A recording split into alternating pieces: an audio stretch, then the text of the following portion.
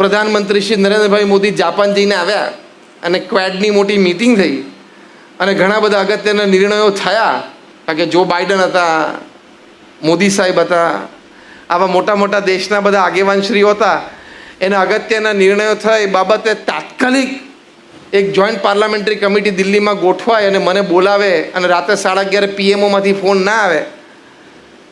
Phone આવ્યો ધારો કે અને ઉપાડી ના શકું તો દેશની બહુ અસેવા થઈ જશે એમ સમજો. તારા જેવા એમની પાસે 140 કરોડ છે, તું સૂઈ જા. અને જેને બોલાવાના હશે ને એને ટાઈમે બોલાવી લે છે. જેને બોલાવાના હોય છે બધાને ટાઈમે બોલાવી લે છે. કોકને PMO દ્વારા, કોકને CBI દ્વારા, કોકને ED દ્વારા. જેને બોલાવાના હોય છે ને બધાને ટાઈમે બોલાવી લે છે. તું સૂઈ જા, તું ચિંતા ના કરીશ. એટલે આપણને આપણા જીવનની કિંમત નથી. પ્રોફેસર મોરોવિટ્સે અમેરિકામાં સંશોધન કર્યું કે એક લાઈફલેસ હ્યુમન બોડી બનાવવું હોય તો કેટલા ડોલરનું બને. જીવ નહીં હોય અંદર, ખાલી શરીર જ.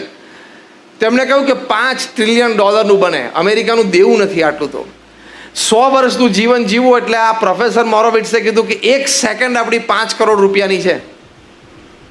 અને તમે લાલ બટન દબાવો ને સીધા 45 મિનિટ કાઢી નાખો. મૂર્ખામી જ છે ને. એટલે એ ખોટો સમય આપણો ઘણો બધો જાય છે કારણ કે આપણે જીવનને સમજ્યા નથી કે જીવનમાં મારે પરિવારને પણ સુખી કરવાનો છે, ધન સમૃદ્ધિ પણ મેળવવાની છે, 5-25 જણાનો રોજગાર પણ ઊભો કરવાનો છે, નાની મોટી સમાજ સેવા પણ ક્યાંક કરવાની છે, નાની મોટી દેશ સેવા પણ ક્યાંક કરવાની છે, ભગવાન પ્રત્યેની પણ શ્રદ્ધા રાખીને ભક્તિ કરવાની છે. આ બધું જ જીવનમાં કરવાનું છે. તો તમને 70-80 વર્ષે છાતી ઉપર હાથ મૂકીને સંતોષ માની શકશો કે હું મારું જીવન ખૂબ સારી રીતે જીવ્યો. બાકી તો પૃથ્વી પરથી રોજ 1.5 લાખ જાય છે. 24 કલાકમાં રોજના 1.5 લાખ લોકો પૃથ્વી ઉપર જાય છે. 24 કલાક એટલે 86,200 સેકન્ડ. દર 2 સેકન્ડે 3. આપણે આ પ્રવચનની શરૂઆત કરીને લગભગ અડધો કલાક થયો, 30 મિનિટ થઈ એટલે 1800 સેકન્ડ થઈ, 2500 ગયા.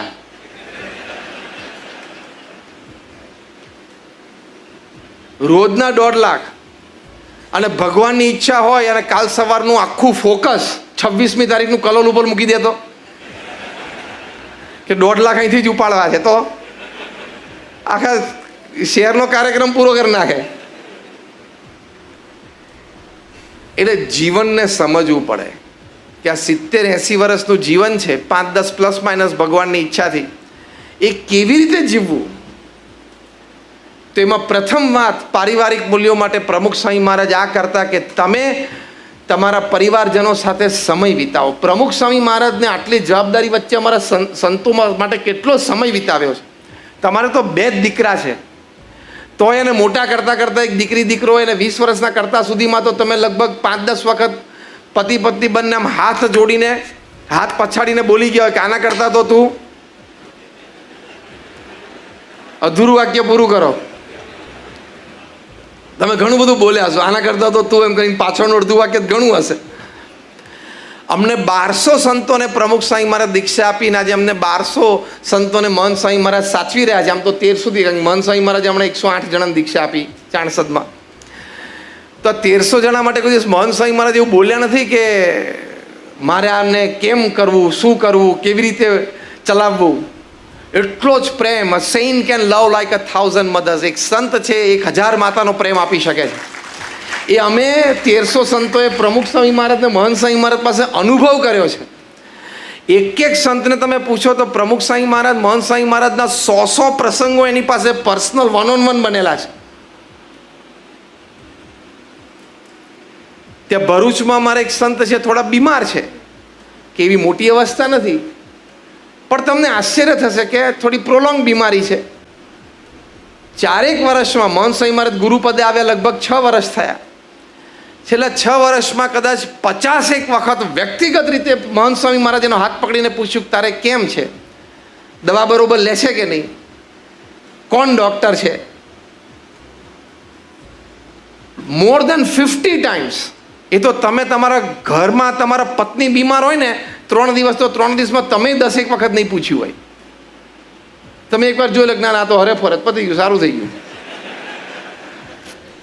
આ સંતને 50 વખત પ્રમુખ મહંત સ્વામી મહારાજે હાથ પકડીને પૂછ્યું છે કે તારે કેમ છે, તું શું, તારી દિનચર્યા શું છે, દવા શું લે છે, કોઈ દવામાં ફેરફાર થયો કે નહીં, કંઈ ને કંઈ આ બીમારી સંબંધી પૂછપરછ.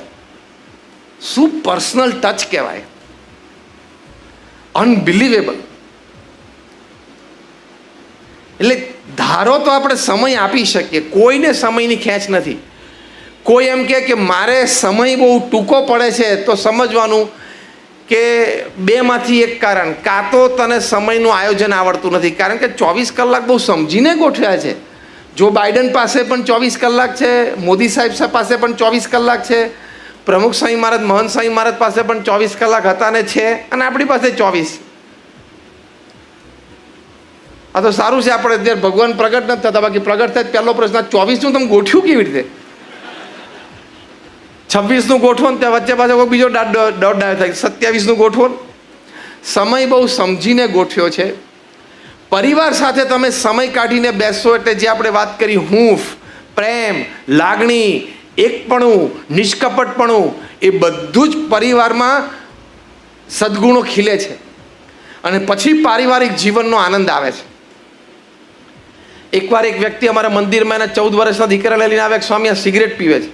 અમારા સંતે પૂછ્યું કે તમે આ કોકની કીધેલી વાત અહીંયા આવીને કહો છો કે તમે પોતે જોયું? તો કે સ્વામી એને પૂછો, મેં પોતે જોયું. તો પેલો છોકરો બિચારો શરમાઈ ગયો કે આ પપ્પા જોઈ ગયા મને સિગરેટ પીતા, 14 વર્ષનો છોકરો.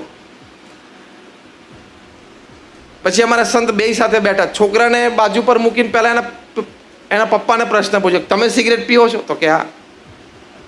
બીજો પ્રશ્ન પૂછ્યો, ઓફિસમાં પીવો કે ઘરમાં, કે કોઈક વખત ઘરમાં પીવું? ત્રીજો પ્રશ્ન પૂછ્યો, ઘરમાં બેઠા હોય સિગરેટ પીવાનું મન થાય ને સિગરેટ ના હતા, છોકરાને પાનના ગલ્લે મોકલ્યો છે? તો કે હા.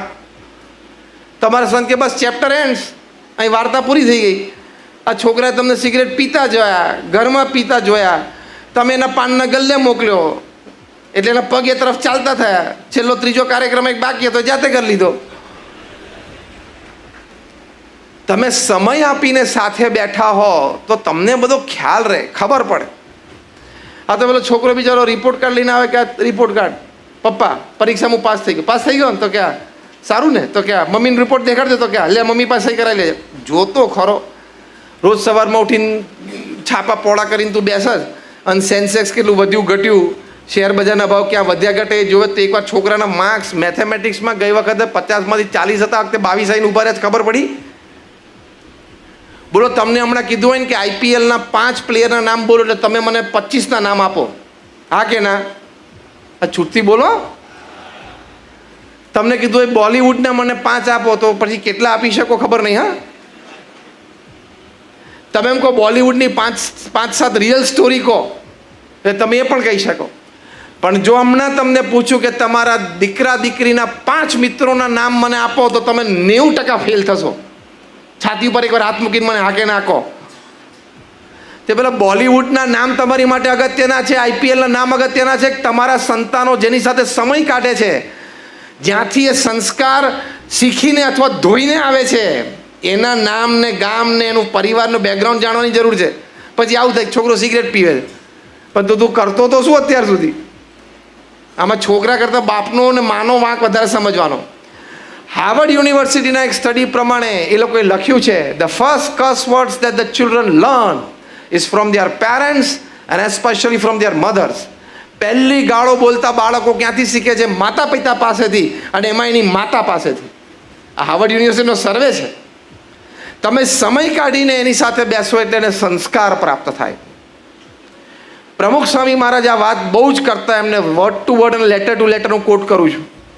પ્રમુખ સ્વામી મહારાજ કહેતા, જો તમે તમારા સંતાનોને સંસ્કાર નહીં આપો તો એક દિવસ એવો આવશે કે તમારે સંપત્તિ અને સંતતિ બેય ખોવાનો વારો આવશે. તમે શિક્ષણ સારામાં સારું સંતાનોને આપો છો, ધન્યવાદ, તમારી ક્ષમતા પ્રમાણે, પણ તમારે એને સંસ્કારે આપવા પડશે. ખાલી ભણતરથી પૂરું નથી થતું. કારણ કે અભણ વ્યક્તિ હોય ને, એ ચોરી કરે તો 50 રૂપિયાની, 500 રૂપિયાની, 5000 રૂપિયાની કરે, અને ભણેલો વ્યક્તિ ચોરી કરે ને તો 1 લાખ ને 1.5 લાખ કરોડ સુધી પહોંચે છે, ખબર છે ને? 2G સ્કેમ, કોલ સ્કેમ, જે બધા તમે સ્કેમ જોડો ને, આ બધા અભણ વ્યક્તિઓ નથી કરેલા. હાર્વર્ડના ગ્રેજ્યુએટે કરેલા છે, કેમ્બ્રિજના ગ્રેજ્યુએટે કરેલા છે. એમાંથી એક જણાને આજે અંતરદ્રષ્ટિ થઈ એટલે બધું છોડ્યું છે.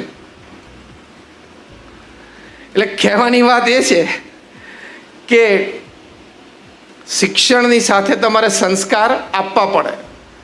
સંસ્કાર નહીં આપો તો પ્રમુખ સ્વામીમાં જ કીધું સંપત્તિ અને સંતતિ બે ખોવાનો વારો આવશે. અમદાવાદમાં એક ડૉક્ટર, એમના દીકરાને પણ એમને ડૉક્ટર બનાવ્યા. દીકરો સુપર સ્પેશિયાલિસ્ટ બન્યો. જે કંઈ ઘરમાં નાના મોટા પ્રશ્ન થયા હશે, બાપને 76 વર્ષની ઉંમરે બાંધીને એને અહીંથી આ ધોરી નસ કાપી નાખી અને લોહી વહી ગયું અને તડપી તડપીને મરી ગયો. બાપ પણ ડૉક્ટર, દીકરો પણ ડૉક્ટર. આ કેસ બહુ જ ચગેલો થોડા વર્ષો પહેલાં ન્યૂઝપેપરમાં. શિક્ષણ આપ્યું પણ સંસ્કાર નહીં. 20,000 કરોડનું બિઝનેસ એમ્પાયર દીકરાને આપ્યું, દીકરાએ ઘરમાંથી ના કાઢી મૂક્યા બાપને. વિડીયો નહોતો જો વોટ્સએપ ઉપર 3-4 વર્ષ પહેલાં. 20,000 કરોડનું બિઝનેસ એમ્પાયર. આપણે ખાલી લખવા કે 20,000 કરોડ લખો તો એકાદ આંકડો ઓછો થઈ જાય, ઝીરો લખવામાં તો સાચવવામાં શું થાય. સંસ્કાર આપવા પડે કે બેટા પારિવારિક મૂલ્યો આ છે: સત્ય, દયા, અહિંસા, પ્રેમ, સેવા, નિસ્વાર્થ ભાવના, અન્યને મદદરૂપ થવું, પ્રામાણિકતા, નૈતિકતા, શિસ્ત. આ બધું નાનપણથી તમારે શીખવાડવું પડે, સ્કૂલોમાં નહીં શીખવાડે. કારણ કે સ્કૂલમાં પાછો ગણપતિનો શરૂ કરશે ને તો તમે શિક્ષણનું ભગવીકરણ કરો છો. તમે બિન સાંપ્રદાયિકતાનો અર્થ નથી સમજ્યા. આવી વાતો પાછી ચગે.